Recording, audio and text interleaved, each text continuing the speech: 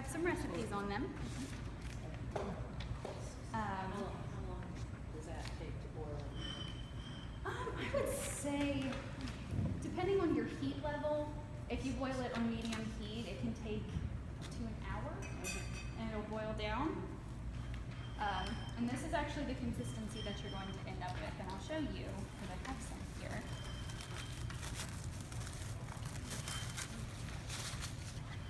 So this will be about your consistency. It's almost like a jelly. It goes from being a liquid to almost a gel.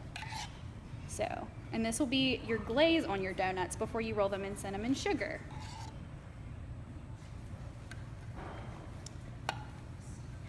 Okay, so apple cider in a pot with some cinnamon sticks and some sugar. Reduce it down and it'll get thick like gel. Onto the apple butter, which I have a little container of it right here.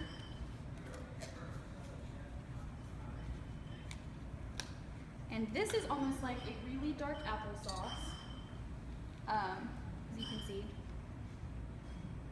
You take your apples and all of the rest of your ingredients, your sugar, your brown sugar, nutmeg, allspice, and your salt, and you toss them together, and then you can put it in a crock pot or a Dutch oven or anything that'll take and hold heat well. You can put it in there and just set it and forget it. I would say a low heat for 24 to 48 hours. You know, if it's lower, you cook it longer. If it's a higher heat, you can cook it a little bit less.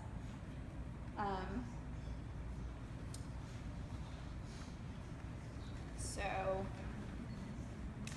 after you get done, you may still have some big chunks in your apple butter. And if you do that, you can always take a food mill and it'll give you more of an applesauce consistency, but if you'd like it smoother and almost more of like a puree, you can put it in a blender or a food processor, anything like that. We use ours at a medium consistency and we just run ours through a food mill. But after that amount of time with the apples that you're using, they should cook down to be pretty soft. Okay, so I guess I'm gonna get ready to do some donuts. So, I have all of my stuff scaled out here. And your first six or seven ingredients are all dry ingredients. They're together because you can put them together ahead of time. So I'm going to go ahead and put my flour,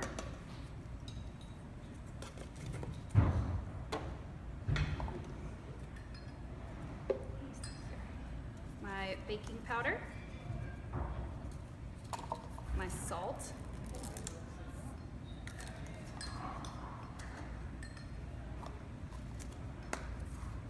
my cinnamon, ginger, and my baking soda. I'm gonna put them all together in a bowl. And I'm going to use a fork just to whisk it up, and this just ensures that everything gets incorporated evenly.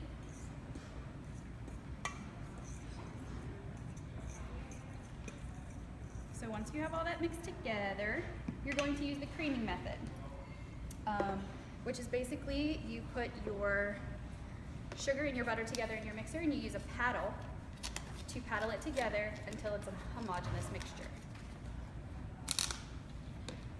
So this is my butter. I think I have 1.5 tablespoons of butter.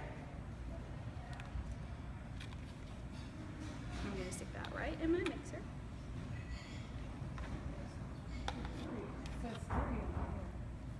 Really? No, 1.5 too. Mine says 1.5. Well, let me get you a corrected recipe. Well, on the card it's The card is everything else is like, that is 3.5 cups of flour, and this has 2 of them, so it's proportional Okay, to this recipe. that's this one that's that we're looking at. Okay, that makes a bigger batch than this one. Okay, so that's the white sheet. That's the one I'm looking off of. Okay. Okay, so I have my 1.5 tablespoons of butter, and I'm going to mix in my sugar. And I'm sorry, but this mixer is a little bit loud.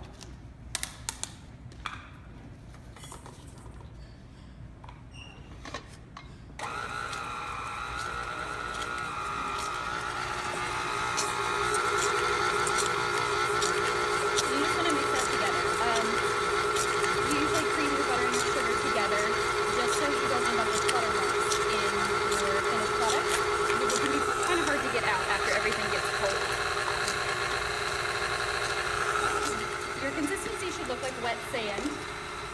choke me.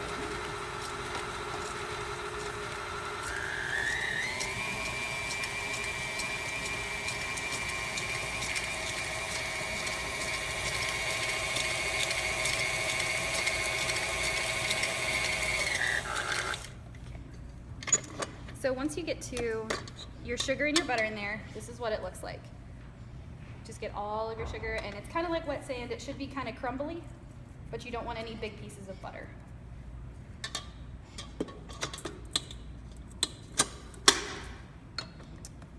Once you get that creamed, you are going to add in your egg and your vanilla.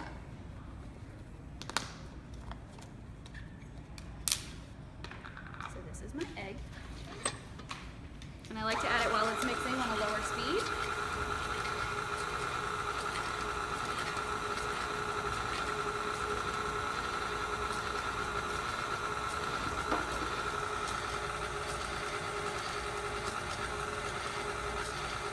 And that's my vanilla.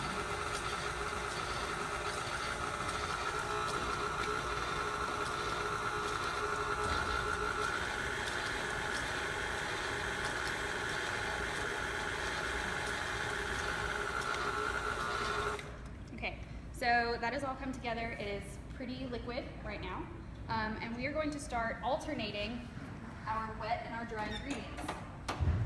I like to start, and then it's a good rule of thumb, to start with your dry ingredients first, and then end with your dry ingredients.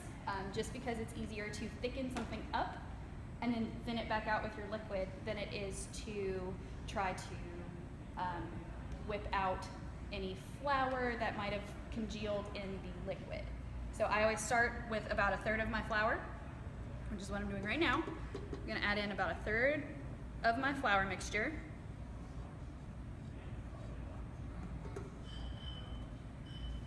I'm going to mix that, and you're going to see it start to come together and look more like a dough. And while that's mixing, I'm going to mix together my buttermilk and my apple butter. Just because they're both liquids and they're going in at the same time. So you can mix them together.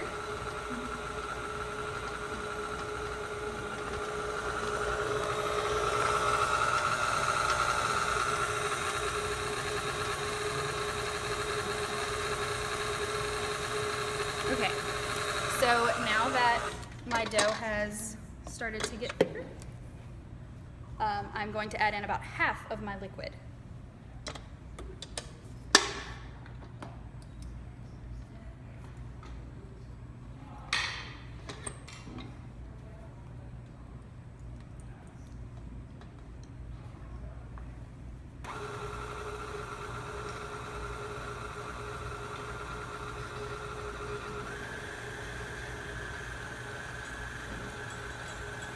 And then once I add in my liquid, I'm going to use a rubber spatula just to scrape down the sides to make sure that I get everything out of the bottom.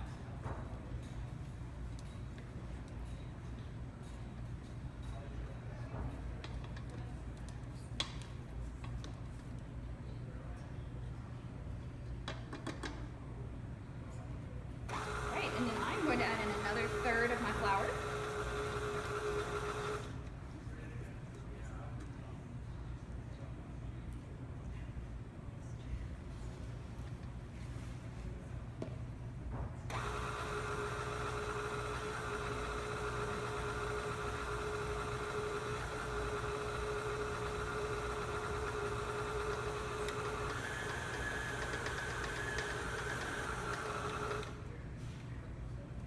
Rest of my liquids.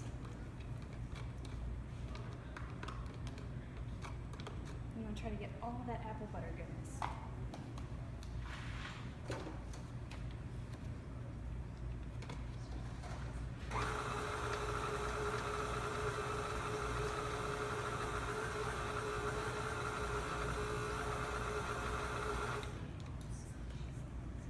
And then I'm adding the last bit of my flour.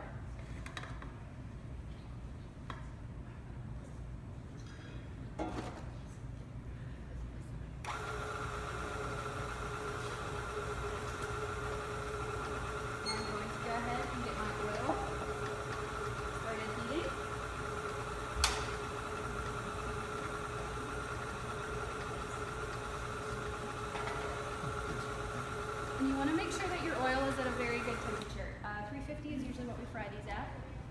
If your oil is too cold, you end up with greasy donuts. And if your oil is too hot, you end up with burnt outsides and raw middles. So you want to make sure that your oil is right around 350.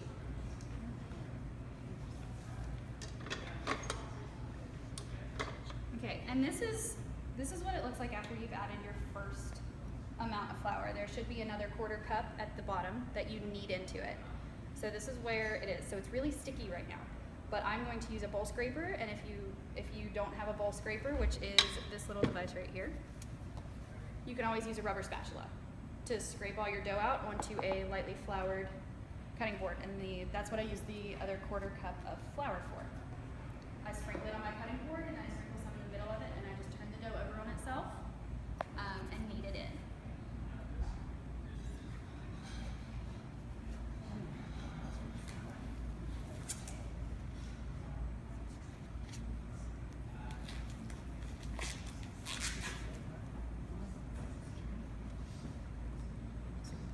Here's my extra 1/4 cup of flour, which I think is at the bottom of your recipe.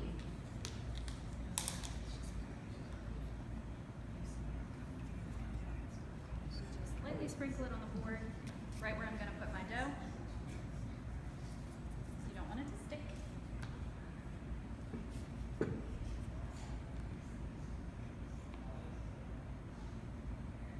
then I just scrape it right out onto it, and it's really sticky.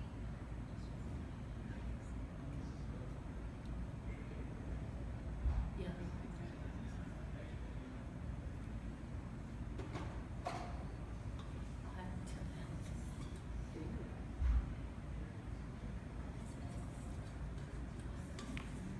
Yeah. All right, so we are going to knead some of this flour in, and I try to grab from the bottom and roll it over on itself. That way your hands don't get super sticky and you're working some of that flour in. However, you don't want to add too much flour, otherwise your dough gets really tough. The same with working your dough. You want to try to incorporate your flour, but not work it too much, just because flour has the gluten in it and it makes it elastic, which is where you get bread doughs and stuff like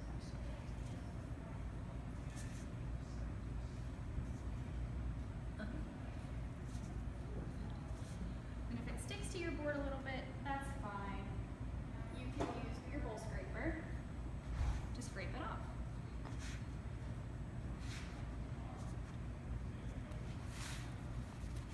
And I'm just turning it, rolling it over on itself.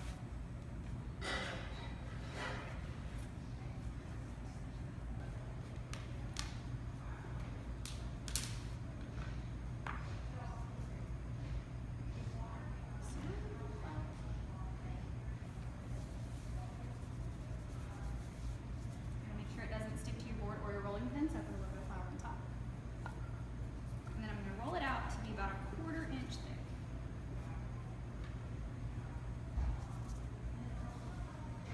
And we like to keep it moving because the more you move your dough, the less likely it is you have for it to stick. So I have 2 cutters here, about 1.5 inches. And then I have another smaller one that's about 3/4 of an inch that I'm using to cut out our donuts. They make a great, great tasting size. However, if you would like to do them bigger, you can. They're just going to end up frying for a little bit longer. So this is what one of our donuts looks like. Once you roll it out, it should come out pretty clean. If your cutter wants to stick to it, you can always take your cutter and dip it in a little bit of flour and then go back and cut it. And it shouldn't stick to it at all. Same with your center cutter. And then it looks like my oil is almost at 350. So get one more of these cut out. And I'm using a candy thermometer. Any thermometer that does well for candy, I know Walmart has them for like $5. And it'll just give you a good gauge of what your temperature is. So I'm going to go ahead and try 3 of these. Be very careful.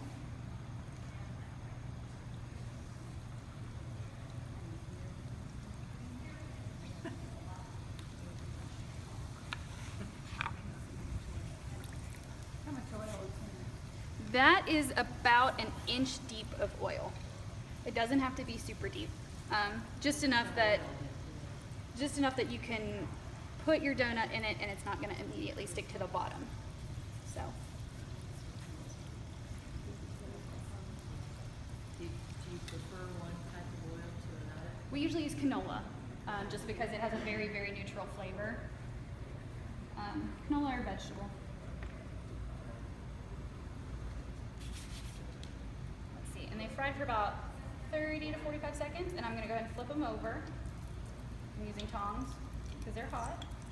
And I'm probably gonna give them another 30 to 45 seconds. Yeah.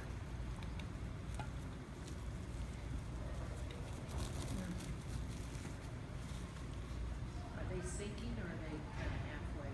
They float, actually.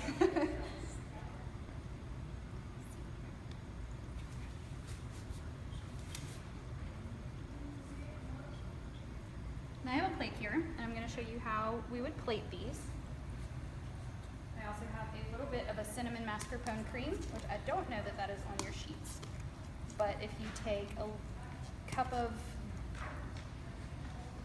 heavy cream, about an ounce of mascarpone, some cinnamon, some sugar, and a pinch of salt, and mix it together with a whisk on your mixer until it's pretty soft. You don't want it to stand up. And I'm just going to put a dollop right on the plate. And I'm going to use a spoon to pull it down the plate.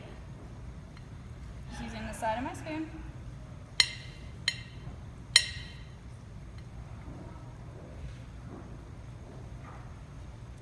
And by that time, my donuts are ready.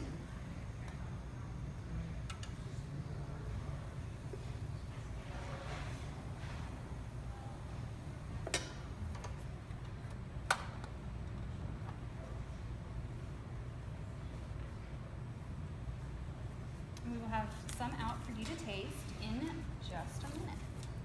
But what we're going to do is take your donuts. These got a little dark, but that's okay. And I'm going to use my tongs to dip it in the apple cider reduction as like a glaze on the top. And then into my cinnamon sugar. Then I'm going to flip it over. Get all sides covered in that nice cinnamon sugar. Then I'm going to put one on the plate.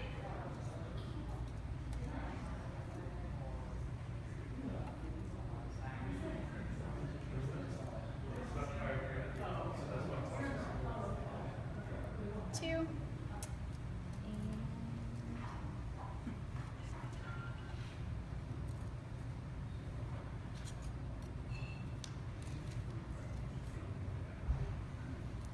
3.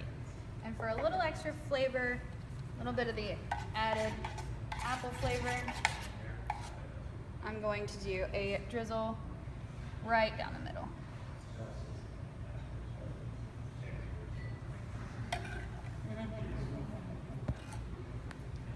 All right, do you have any questions? No, it's just beautiful.